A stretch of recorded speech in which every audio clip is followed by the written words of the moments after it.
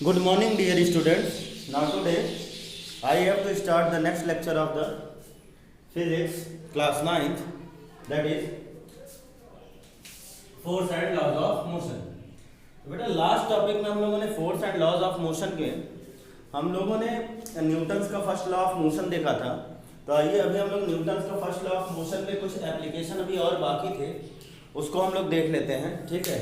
और फिर हम लोग न्यूटन्स के सेकंड लॉ ऑफ मोशन पर बढ़ते हैं, ठीक। तो आइए देखते हैं हम लोग न्यूटन्स का first equation of motion.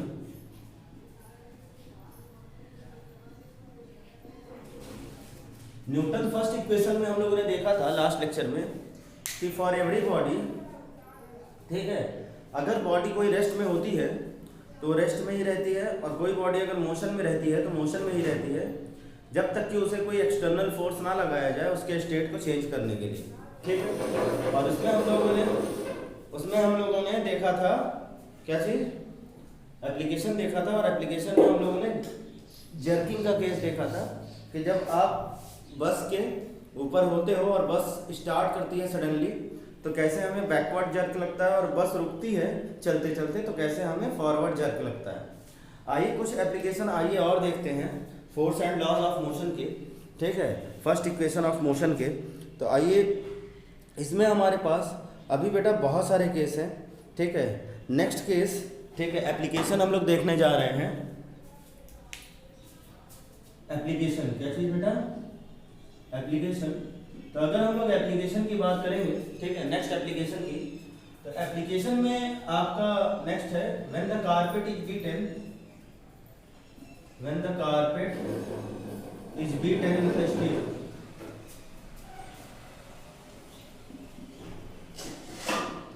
when the carpet is beaten with a stick, then dust will fall on the ground.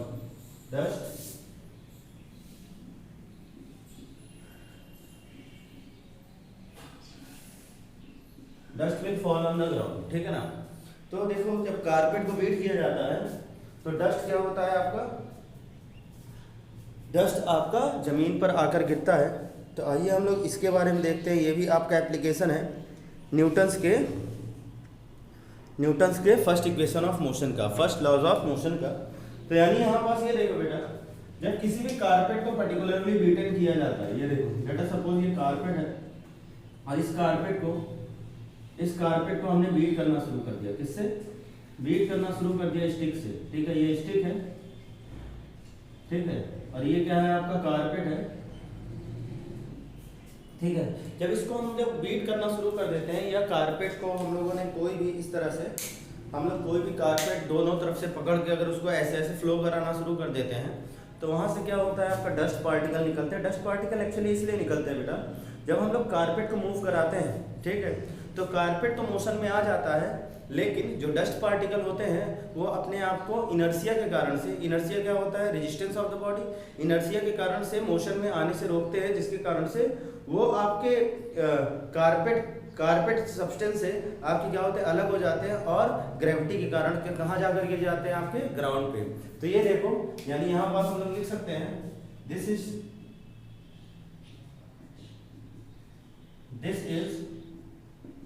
only due to inertia, this is only due to क्या चीज, inertia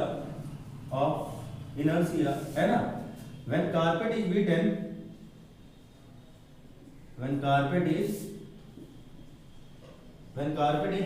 then carpet is in motion, carpet किस में आ जाते हैं, motion में, but dust particles tends to remain in rest,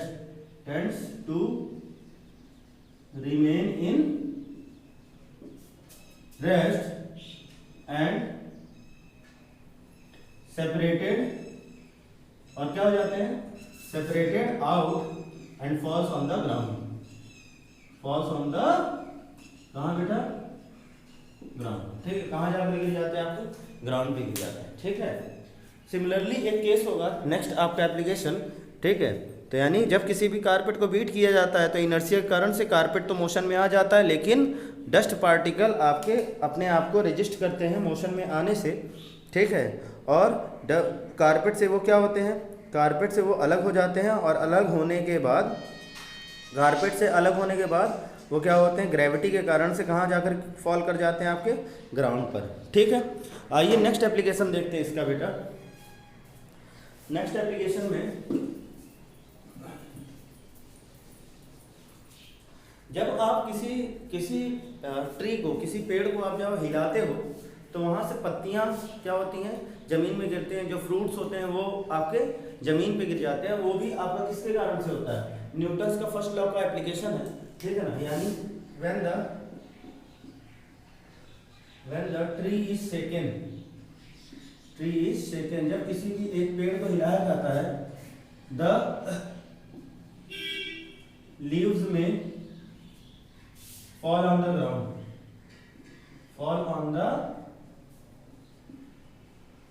ground, ठीक है। Y, ठीक है। जब किसी भी पेड़ को आपका शेक किया जाता है, हिलाया जाता है, तो आपके ट्रीज होते हैं या जो फ्रूट्स होते हैं पके हुए, वो क्या होते हैं, आपके ज़मीन पर आ गिरते हैं। सेम बेटा, सेम कंडीशन आपका, सेम कंडीशन में क्या चीज़, when the tree is shaken, when the tree is shaken, tree को जब हिलाया जाता है, then tree is in motion, tree किसमें आ जाता है, is in motion, but leaves and fruits tends to remain in rest, किसमें रहना चाहते हैं, रेस्ट पे रहना चाहते हैं, get detached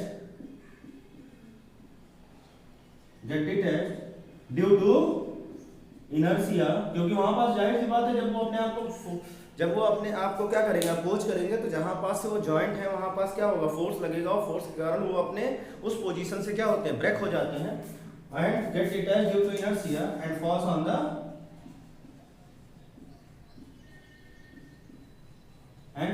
ग्राउंड। क्या होता है बेटा, कहाँ पास आपके गिर जाते हैं, ग्राउंड पे गिर जाते हैं, ठीक है।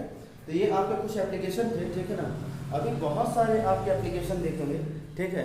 आपका अगर हम लोग नेक्स्ट देखें कि एक और एप्लीकेशन, ठीक है, इसको मिटा दे रहा हूँ, ठीक है, कि अगर हम लोग देखो अगर हम लोग इस तरह से नेक्स्ट आपका एप्लीकेशन, कि अगर मैं इस तरह से एक ग्लास ले लूँ, इस तरह से क्या ले लूँ, ग्लास, और इस पर एक कार्डबोर्ड रख दूँ, क्या रख दूँ, एक इस तरह से मैंने क्या रख दिया, कार्डबोर्ड रख दिया। अब इस कार्डबोर्ड पर मैं एक कॉइन रख दूँ, क्या रख दूँ बेटा, ये क्या है आपका, ये आपका कॉइन है, ठीक है। अब हम क्या करेंगे, मैंने एक ग्लास लिया, ग्लास पर एक कार्डबोर्ड रखा, कार्डबोर्ड पर कॉइन रख दिया, तुम यहाँ से फोर्स लगाओ, क्या करो, तुम यहाँ से क्या करो, फोर्स लगाओ। फोर्स कैसा होना चाहिए, फोर्स परपेंडिकुलर होना चाहिए, ठीक है, फोर्स एकदम स्ट्रेट होना चाहिए। जब आप फोर्स लगाते हो तो यह कार्डबोर्ड यहाँ से अलग हो जाएगा, और यहाँ पास ये क्या हो जाएगा, जाकर सिक्का कहाँ गिरेगा, सिक्का आपका ग्लास में गिरेगा। ऐसा बेटा न्यूटन के फर्स्ट इक्वेशन ऑफ मोशन के कारण ही होता है। एक्चुअली होता क्या है, वहाँ पर जब हम लोग कार्ड पर फोर्स लगाते हैं तो फोर्स कार्ड पर लगा तो कार्ड मोशन में आ गया, लेकिन आपका जो कॉइन है वो अपने आप को क्या करता है, अपोज करता है इनर्शिया के कारण से, मोशन में आने से, और अपनी पोजीशन पर वो रेस्ट में ही रहता है, जिसके कारण से कार्डबोर्ड आपका आगे निकल जाता है और कॉइन क्या होता है आपका किसमें, ग्लास टम्बलर में आकर गिर जाता है, ठीक है ना। अभी यहाँ पास मैंने बोला तो आप लोगों से कि बहुत सारे एप्लीकेशन है बेटा, क्या चीज़, बहुत सारे एप्लीकेशन है, ठीक है, बहुत सारे एप्लीकेशन है न्यूटन के फर्स्ट लॉ ऑफ मोशन के। तो आइए हम लोगों ने 5 एप्लीकेशन देखे, अब हम लोग आगे बढ़ते हैं। अब और भी एप्लीकेशन मिलेंगे आपको क्वेश्चंस में, तो मैं उसको आपको सॉल्व करवाऊंगा। नेक्स्ट देखिए, ठीक है। तो नेक्स्ट आइए हम लोग पढ़ते हैं किसके बारे में, नेक्स्ट हम लोग पढ़ते हैं न्यूटन के सेकेंड लॉ ऑफ मोशन के बारे में। तो सेकेंड है आपका क्या चीज, Newton second law of motion, second law of motion, ठीक है। तो बेटा न्यूटन के हम लोग सेकेंड लॉ ऑफ मोशन में आगे बढ़ने से पहले हमें मोमेंटम के बारे में जानना बहुत जरूरी है कि मोमेंटम आखिर आपका क्या होता है, क्योंकि मोमेंटम से रिलेटेड ही है आपका क्या चीज़, न्यूटन का सेकेंड लॉ ऑफ मोशन। तो आइए हम लोग देखते हैं न्यूटन का सेकंड लॉ ऑफ मोशन से पहले व्हाट इज मोमेंटम। क्या चीज बेटा, व्हाट इज मोमेंटम। देखो अगर हम लोग मोमेंटम की बात करें तो momentum is nothing but it is the product of mass and velocity. किसका प्रोडक्ट होता है बेटा, मास और वेलोसिटी का प्रोडक्ट होता है। मोमेंटम क्या होता है, momentum is the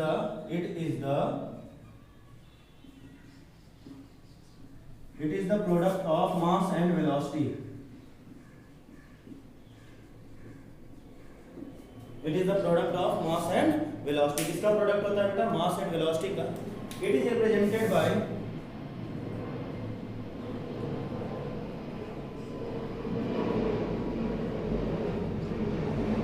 p।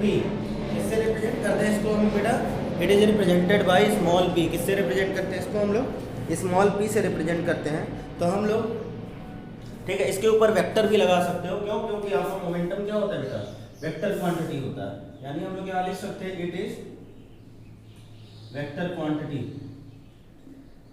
It is vector quantity. तो अगर हम लोग मोमेंटम के बारे में लिखें तो मोमेंटम बराबर क्या हो गया, मास इंटू क्या चीज, वेलोसिटी। क्या चीज बेटा, मास इंटू वेलोसिटी। तो यहाँ पास ये ना p vector equals to mass कितना m और वेलोसिटी कितना स्मॉल v। ठीक है, मास कितना स्मॉल m और वेलोसिटी कितना आपका स्मॉल v। तो product of mass into velocity is called what, momentum. ठीक है, तो अब देखो लेट अस सपोज तुम्हें एक एग्जांपल दिखा रहा हूं। ठीक है, एक एग्जांपल है आपका, एग्जांपल कि let us suppose ball of 1 kg moves with velocity of 10 metre per second. ठीक है, बॉल है कितने केजी का बेटा, 1 kg का, और कितने वेलोसिटी से मूव कर रहा है आपका, 10 मीटर पर सेकेंड की वेलोसिटी से मूव कर रहा है। तो यहाँ पास अगर हम लोग मोमेंटम की वैल्यू निकालेंगे, ये देखो p वेक्टर, तो हम लोगों ने पढ़ा कि मास इनटू क्या चीज, वेलोसिटी। तो यहाँ पास ये देखो p vector equals to mass की वैल्यू कितनी है 1 और वेलोसिटी कितना है आपका 10। तो यानी मोमेंटम कितना आ गया 10 kg मीटर पर सेकेंड। कैसे, 10 kg मीटर पर सेकेंड। तो अगर इसकी SI यूनिट की बात करें मोमेंटम की, किसकी बेटा, SI यूनिट की बात करें मोमेंटम की, तो ये देखो बहुत आसान है। ठीक है, आप लोग SI यूनिट इसकी कैलकुलेट कर सकते हो। तो यहाँ पास ये देखो मोमेंटम इक्वल्स टू क्या चीज हम लोगों ने पढ़ा, मास इनटू वेलोसिटी का प्रोडक्ट। ठीक है, अब हमें अगर SI यूनिट निकालना है तो SI यूनिट के लिए यहाँ पर p vector equals to mass को किसमें मेजर करते हैं, kg में, और वेलोसिटी को किसमें, मीटर पर सेकंड में। तो इसकी जो आपकी यूनिट आ गई वो क्या आ गई, kg मीटर पर सेकंड। ठीक है, तो ये था आपका क्या चीज, ये था आपका मोमेंटम और मोमेंटम की SI यूनिट। ठीक है, तो हमें मास दिया हो और वेलोसिटी दिया हो, हमें क्या दिया हो, हमें मास दिया हो और वेलोसिटी दिया हो, तो मास और वेलोसिटी से हम लोग मोमेंटम को कैलकुलेट कर सकते हैं। ठीक है, तो ये देखो अब हम लोग क्या पढ़ने जा रहे हैं। अब हम लोग देखेंगे कि इस मोमेंटम का सेकंड लॉ ऑफ मोशन से कैसे रिलेट करता है मोमेंटम। ठीक है, तो देखो पहले अगर हम लोग फर्स्ट सिनेरियो की बात करें, dependency of force on mass, किसकी, dependency on force of mass. तो फर्स्ट सिनेरियो की अगर बात करें तो सिनेरियो फर्स्ट है कि अगर हम लोग किसी ऑब्जेक्ट को, ठीक है, किसी ऑब्जेक्ट को सेम वेलोसिटी से अगर मूव कराना है, ठीक है, सेम वेलोसिटी से मूव कराना है, और एक ऑब्जेक्ट आपका भारी है और एक ऑब्जेक्ट आपका क्या है, हल्का है, तो वहाँ पास हमें सेम वेलोसिटी से मूव कराने के लिए हमें दोनों बॉडी में आपके अलग अलग फोर्स अप्लाई करने पड़ेंगे। ठीक है, लेट अस सपोज हम सिनेरियो देखने जा रहे हैं, केस देखने जा रहे हैं।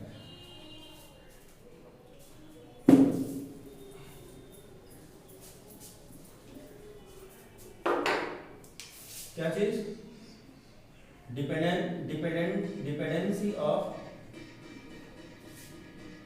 Dependency of force on mass, dependency of force on मास। ठीक है, किस तरह से फोर्स आपका मास पर डिपेंड करता है वो देखेगा, सिनेरियो देखेगा बेटा। क्या चीज,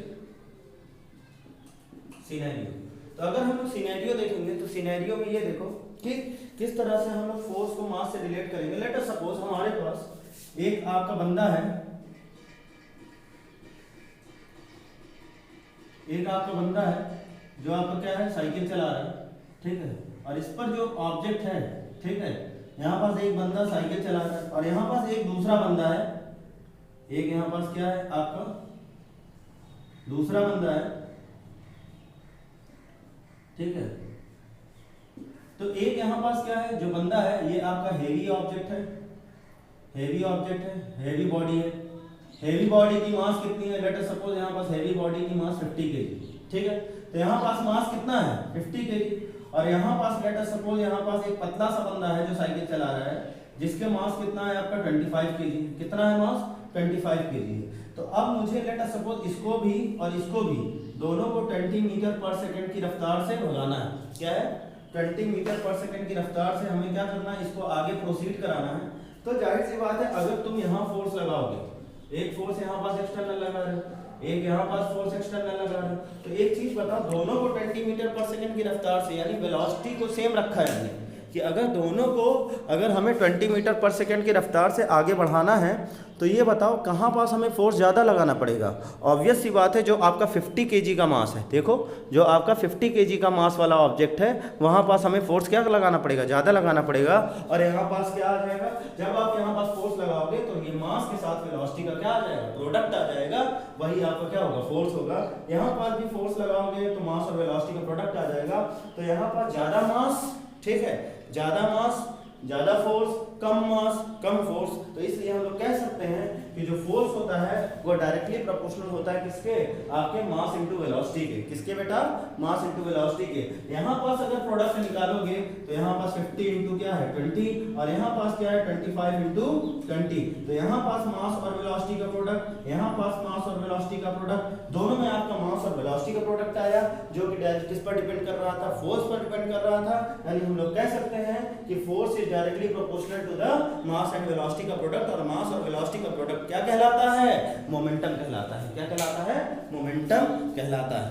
ठीक है, ठीक है। तो यानी सेकंड लॉ ऑफ मोशन बेटा यही कहता है, ठीक है, कि अगर अब लेट अस सपोज अब मैं इसी का दूसरा कंक्लूजन दे दूं, ठीक है, क्या कर दूं, इसी का मैं दूसरा कंक्लूजन दे दूं। तो दूसरे कंक्लूजन में आप देखो कि यहाँ पास दूसरे कंक्लूजन में मैं यहाँ पर अब मास सेम रखने जा रहा हूँ। क्या रखने जा रहा हूँ, मास सेम रखने जा रहा हूँ। तो एक कंडीशन हमने देख ली कि फोर्स किस पर डिपेंड कर रहा है, मोमेंटम पर। अब देखो लेट अस सपोज यहाँ पास इस बंदे का मास कितना था, इस बंदे का मास आपका 25 केजी था और इस बंदे का मास भी क्या था आपका 25 केजी था, ठीक है। तो अब यहाँ पास देखो दोनों बंदों का मास कितना है 25 केजी है। अब जाहिर सी बात है मुझे लेट अस सपोज इसको रफ्तार इसकी ले जानी 50 मीटर पर सेकंड और इसकी रफ्तार ले जानी कितनी 25 मीटर पर सेकंड। अब यहाँ पास देखो इसका 50 मीटर पर सेकंड, इसका 25 मीटर पर सेकंड। अब यहाँ पास तुम्हें जो फोर्स लगाना पड़ेगा F एक्सटर्नल, जाहिर सी बात है, और यहाँ पास F एक्सटर्नल लगाना पड़ेगा। तो दोनों में आपका फोर्स ज्यादा कहाँ लगाना पड़ेगा, आपका कहाँ पास, जहाँ पास वेलोसिटी ज्यादा है। तो हमने ये देखा कि force is directly proportional to the velocity and force is directly proportional to the mass also. तो और मास और वेलोसिटी का प्रोडक्ट आपका क्या कहलाता है, मास और वेलोसिटी का प्रोडक्ट आपका कहलाता है क्या चीज, मोमेंटम। क्या कहलाता है बेटा, क्या कहलाता है, मोमेंटम कहलाता है। यानी हम लोग कह सकते हैं कि greater the force greater the mass greater will be the force, greater the velocity greater will be the force, and the product of mass and velocity is called what, momentum।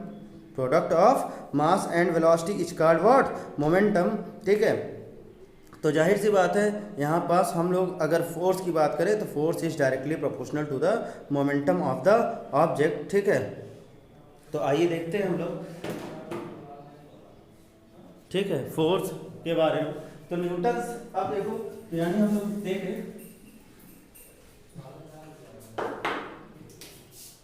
Case क्या हुआ, case first हुआ, case क्या मिला, case मिला कि अगर आपका मास ज्यादा हुआ, क्या चीज, मास अगर इंक्रीज कर दिया तो फोर्स भी क्या होगा, ज्यादा होगा। और अगर आपने यहाँ पास वेलोसिटी इंक्रीज कर दिया तो यहाँ पास भी फोर्स क्या होगा, ज्यादा होगा। मास ज्यादा, फोर्स ज्यादा, वेलोसिटी ज्यादा, फोर्स ज्यादा। तो दोनों का अगर हम लोग प्रोडक्ट निकालें तो हम लोग लिख सकते हैं अकॉर्डिंग टू न्यूटन्स। तो न्यूटन्स ने इसी के बारे में बताया था बेटा, according to Newton's second law of motion, उन्होंने कहा था कि force is directly proportional to the momentum of the body. Force is directly proportional to momentum of body. Force किसके डायरेक्टली प्रोपोर्शनल होता है बेटा? मोमेंटम ऑफ द बॉडी के proportional होता है, ठीक है। Force is directly proportional to the momentum of the body, ठीक है। तो यानी हम लोग लिख सकते हैं, क्या चीज़ आपका, आओ देख लेते हैं इसका, ठीक है। ये देखो, अब हम लोग यहाँ पर force is directly proportional to the momentum of the body, change in momentum of the body, यहाँ क्या लिख लो? Change in momentum of body. यानी अगर लेट अस सपोज यहाँ पास एक बॉडी है, ठीक है, यहाँ पास एक बॉडी है, ठीक है। इस बॉडी की मास m था, मास क्या था? m था, और इसकी इनिशियल वेलोसिटी क्या थी? u थी। अब ये आपकी इनिशियल वेलोसिटी मतलब जा रहा है। अब यहाँ पास ये देखो, यहाँ पास से इसको यहाँ तक लाने में, यहाँ पास इसको एक्सटर्नल फोर्स है। तो देखो बेटा, इस बॉडी को यहाँ से यहाँ तक ले आने में, यहाँ से यहाँ तक ले आने में हम लोगों ने क्या किया? एक एक्सटर्नल फोर्स लगाया, और एक्सटर्नल फोर्स लगाने पर इस बॉडी की वेलोसिटी क्या हो गई? बढ़ गई। तो इस वजह से हम लोगों ने इसकी जो फाइनल वेलोसिटी ली, ये आपका v ली, और यहाँ पास इनिशियल वेलोसिटी क्या था? आपका u था। यहाँ पास मास और वेलोसिटी का प्रोडक्ट क्या है? डिफरेंट है, और यहाँ पास मास और वेलोसिटी का प्रोडक्ट क्या है? डिफरेंट आएगा, ठीक है। और जो यहाँ पास फोर्स तुमने दिया एक्सटर्नल फोर्स, वो एक डिफरेंट टाइम इंटरवल के लिए दिया t। तो यानी हम लोग यहाँ पास लिख सकते हैं कि force is directly proportional to change in momentum of the body. यानी यहाँ पास हम लोग लिख सकते हैं force is equal to, force is directly change in momentum का मतलब final velocity, final momentum minus क्या चीज बेटा?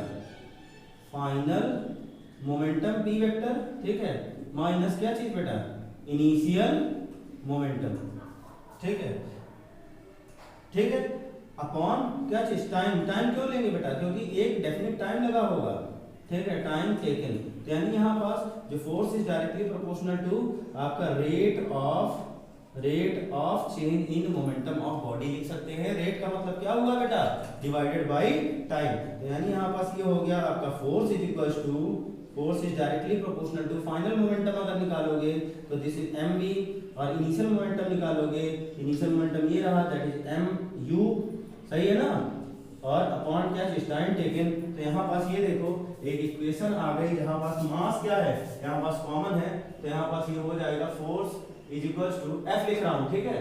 Force is directly proportional to, mass common ले लिया, v माइनस u अपॉन क्या चीज? t, और v minus u upon t आपका एक्सेलरेशन होता है, सिंस आपने पढ़ा है a equal to v minus u upon t, ठीक है। तो यहाँ पास ये force is directly proportional to ma आ गया। अब डायरेक्टली प्रोपोर्शनल का साइन हटाएंगे, किसी ना किसी कांस्टेंट से मल्टीप्लाई होगा, तो यहाँ पास proportionality constant let us suppose k आया। अगर हम लोग k की वैल्यू, इफ k की वैल्यू क्या ले लिया जाए? 1 ले लिया जाए, तो k की वैल्यू 1 लेने पर फोर्स इक्वल टू क्या आ गया? Mass into acceleration. क्या आया बेटा? मास इनटू एक्सेलरेशन आया। और यही हम लोगों ने पढ़ा है फोर्स का फॉर्मूला, कि फोर्स बराबर क्या होता है आपका? मास इनटू एक्सेलरेशन होता है, ठीक है। तो इस तरह से हम लोगों ने क्या फाइंड आउट कर लिया? आपका फोर्स का फॉर्मूला, ठीक है ना। कैसे फाइंड आउट हुआ? न्यूटन्स के क्या चीज? सेकंड लॉ ऑफ मोशन से। तो हमें क्या पता लगा? देखो फिर से एक बार समझ लो, force is directly proportional to the rate of change in momentum of body. Rate of change in momentum of body, मैंने एक बॉडी लिया था जिसका मास m था, उसकी इनिशियल वेलोसिटी u थी। अब तुमने इस पर एक्सटर्नल फोर्स लगाया फॉर एक कुछ समय के लिए, for a definite interval of time. तो यहाँ पास इसकी जो वेलोसिटी u थी वो चेंज होकर क्या हो गई? v हो गई, चेंज हो गई। तो यहाँ पास मास और वेलोसिटी का प्रोडक्ट आपका चेंज दूसरा आएगा, यहाँ पास मास और वेलोसिटी का प्रोडक्ट दूसरा आएगा, यहाँ पास मास और वेलोसिटी का प्रोडक्ट इनिशियल मोमेंटम होगा, यहाँ पास मास और वेलोसिटी का प्रोडक्ट क्या होगा? फाइनल मोमेंटम होगा। तो आपके फोर्स के कारण से इस मोमेंटम में चेंजेस आए, तो force is directly proportional to the rate of change in momentum of body. तो यहाँ पर force is directly proportional to final momentum minus initial momentum upon time taken. Force is directly proportional to final momentum mv, initial momentum mu upon क्या चीज? Time taken. अब ये देखो यहाँ पास इस तरह से m यहाँ पास कॉमन ले लिया, तो m कॉमन लेने पर ये आ गया था m v minus u by t, और एक्सेलरेशन बराबर हम लोगों ने फॉर्मूला पढ़ा है v minus u by t, तो यहाँ पर f is directly proportional to जो v minus u by t था उसकी जगह हम लोगों ने क्या रख दिया, a रख दिया। अब डायरेक्टली प्रोपोर्शनल का साइन हटाया, किसी न किसी कांस्टेंट से मल्टीप्लाई हुआ, इस कांस्टेंट का आपने वैल्यू कितनी ले ली 1, तो k की वैल्यू जब 1 ली तो f इक्वल्स टू क्या आ गया ma, क्या आ गया मास इनटू एक्सेलरेशन, यानी force equals to mass into acceleration. और इसकी अगर हम लोग SI यूनिट की बात करें तो SI यूनिट आपका क्या होगा, फोर्स इक्वल्स टू मास की वैल्यू कितनी होती है, मास की यूनिट क्या होती है केजी, और एक्सेलरेशन को किसमें निकालते हैं मीटर पर सेकंड स्क्वायर में, तो यानी F इक्वल्स टू क्या आ जाएगा आपका KG metre per second square, और इसी को हम लोग क्या कहते हैं आपका न्यूटन भी कहते हैं। और क्या कहते हैं बेटा, और हम लोग इसको न्यूटन भी कहते हैं, जिसको हम लोग किससे रिप्रेजेंट करते हैं, कैपिटल एन से। किससे रिप्रेजेंट करते हैं, कैपिटल एन से। ठीक है, अब देखो यहाँ पास क्वेश्चन पूछेगा define 1 Newton. Question is what, question is define 1 Newton. तो अगर हम लोग डिफाइन 1 न्यूटन की बात करेंगे तो 1 न्यूटन इज व्हाट, देखो यहाँ पास ठीक है हम लोगों ने पढ़ा न्यूटन इज इक्वल्स टू क्या चीज, KG metre per second square. इसके आगे 1 लगा दो, इसके आगे 1 लगा दो, यानी अगर 1 न्यूटन को डिफाइन करना है, ठीक है, यानी kg is the mass of, kg is the unit of mass, metre per second square is the mass of what, velocity. यानी व्हेन लिख सकते हो, when 1 kg, when mass of 1 kg, when mass of 1 kg having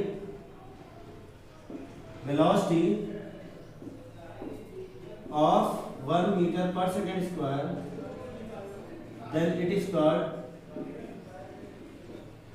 1 Newton. इसको क्या कहते हैं आपका 1 Newton.